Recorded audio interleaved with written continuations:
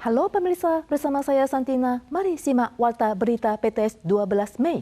Pertemuan Trump-Xi akan segera berlangsung. Besok, Presiden Amerika Serikat Donald Trump dijadwalkan tiba di Tiongkok untuk bertemu Presiden Xi Jinping guna membahas isu perdagangan, konflik Timur Tengah hingga kasus Jimmy Lai. Trump mengonfirmasi akan membahas penjualan senjata ke Taiwan yang memicu spekulasi perubahan posisi AS. Namun, pakar menilai meski Tiongkok akan mengajukan protes keras, Trump diprediksi tidak akan menjadikan isu pertahanan Taiwan sebagai alat tawar-menawar dalam negosiasi kali ini.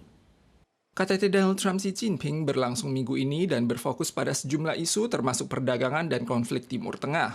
Trump mengungkapkan ia akan membahas blokade Selat Hormuz dengan Presiden Xi Jinping. Ia juga akan meminta Xi Jinping untuk membebaskan Jimmy Lai, perintis perusahaan Next Digital Hong Kong yang telah dijatuhi hukuman. But Jimmy Lai, he caused lots of turmoil for China.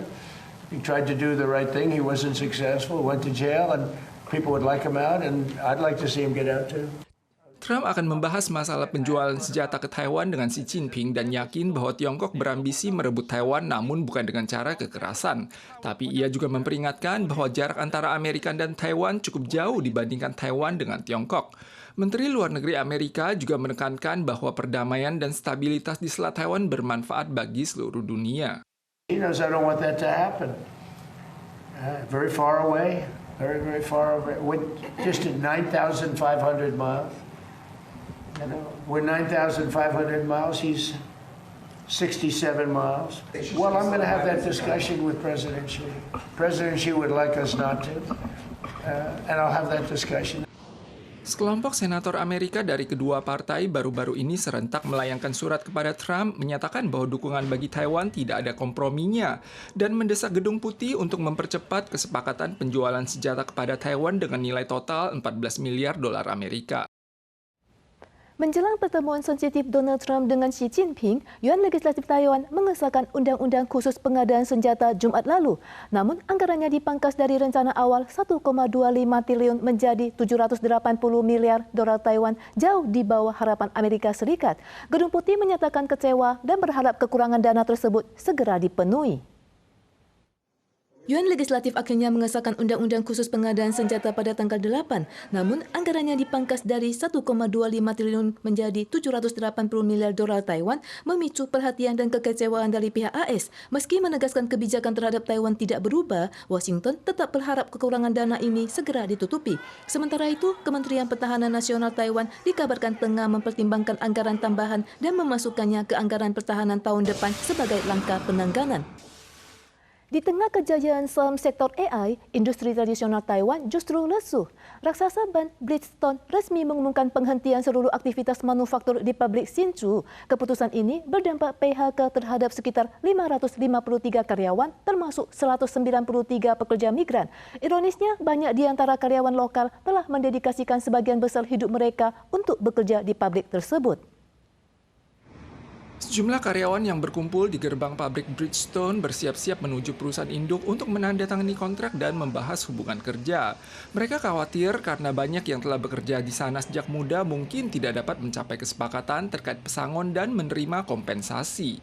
那约签现在就是卖身契嘛，你没有达到之前员工条件，你要必须要有损害赔偿嘛。公司在上周五的时候有进行大量之前的通报，那目前是符合法定的一个程序进行中。5月11号的时候，跟受影响的员工进行一个自主协商。 Penutupan pabrik berimbas pada 553 karyawan, termasuk 360 staf lokal dan 130 PMA. Perusahaan menyatakan transformasi ini bertujuan untuk mengoptimalkan tata letak operasional dan alokasi sumber daya global untuk menanggapi persaingan dan transformasi kebutuhan pasar. Pihaknya berjanji untuk memberikan program pesangon dan bantuan transisi karir yang lebih menguntungkan dibandingkan standar ketentuan yang berlaku. Winbond, produsen rem utama Taiwan, baru-baru ini mengumumkan pendapatan gabungan sebesar 19,24 miliar dolar Taiwan pada bulan April, naik 32,71% per bulan atau 182,2% per tahun, mencetak rekor baru dan mencerminkan peningkatan berkelanjutan dalam permintaan produk rem yang dipicu oleh industri AI. Pakar menganalisis, kesenjangan pertumbuhan antara industri tradisional dan AI mungkin akan semakin melebar di masa mendatang. Sebuah toko permainan escape room atau ruang melarikan diri di distrik Xinyi, Taipei mengalami kecelakaan kerja saat seorang karyawan yang berperan sebagai hantu gantung diri terjerat tali di lehernya. Korban sempat berada dalam kondisi kritis. Beruntungnya, detak jantung dan napasnya kembali pulih setelah dilarikan ke rumah sakit. Instansi terkait menemukan adanya pelanggaran keselamatan kerja oleh pihak pengelola. Selain dikenakan denda, toko tersebut diminta untuk dihentikan sementara.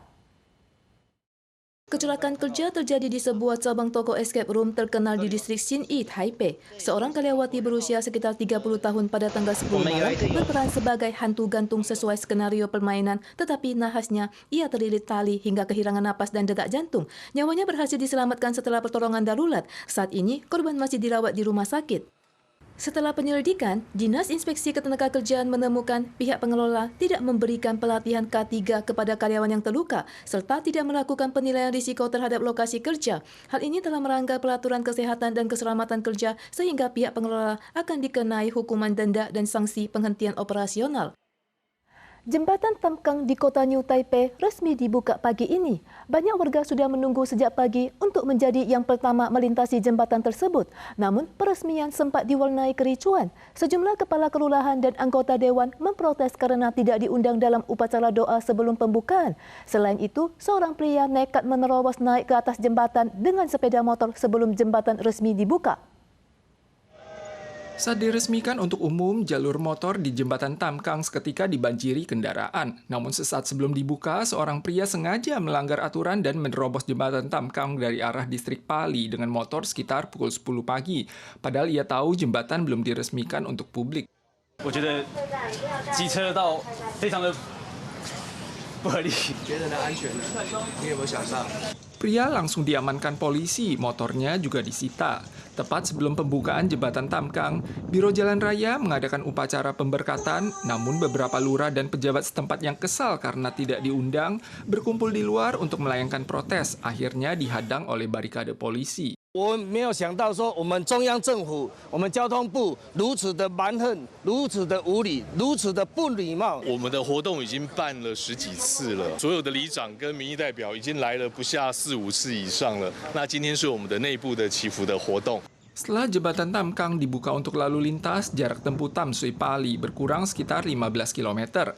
Waktu tempuh pada jam sibuk juga berkurang sekitar 25 menit. Pemkot New Taipei juga telah merencanakan 4 rute bus baru yang akan resmi beroperasi tanggal 13 lewat sistem reservasi. Para pemirsa sekalian, sekian warta berita dari PTS. Kita suara lagi di lain kesempatan. Sampai jumpa.